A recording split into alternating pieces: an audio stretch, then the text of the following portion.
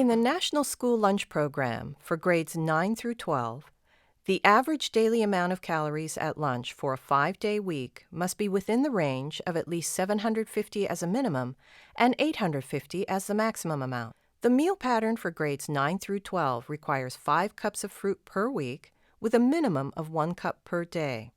Likewise, 5 cups of vegetables per week with a daily minimum of 1 cup are required at lunch for grades 9 through 12.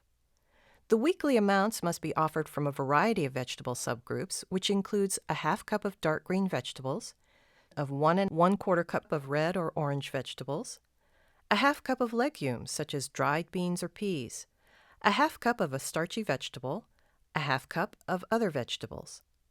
Of 1 1/2 cups of additional vegetables from any subgroup must be added to reach the required total for the week. For grains, at least 10 equivalent ounces are required per week, with a minimum of 2 ounces per day for students in grades 9 through 12. At least half the grains at lunch must be whole grain rich for school year 2013-14. And in the school years 2014-15 and beyond, all grains must be whole grain rich for all grade levels at lunch. And at least 10-ounce equivalents of meats or meat alternate components per week are required for a minimum of 2 ounces at lunch for grades 9 through 12. For fluid milk, the 9 through 12 meal pattern for lunch requires 5 cups per week, which is a daily minimum of 1 cup. All fluid milk must be 1% milk fat or less. If flavored milk is used, it must be fat-free. For saturated fat for grades 9 through 12, less than 10% of the total calories is allowed when menus are averaged over the week.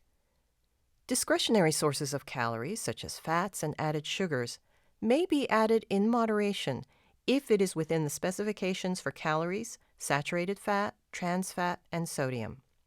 Work to reduce sodium in menu items, as the proposed sodium targets will be phased in gradually over the next several years, beginning in 2014-15.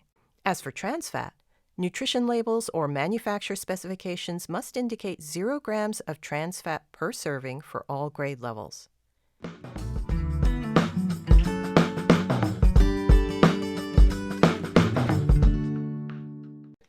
And now let's review what you've learned.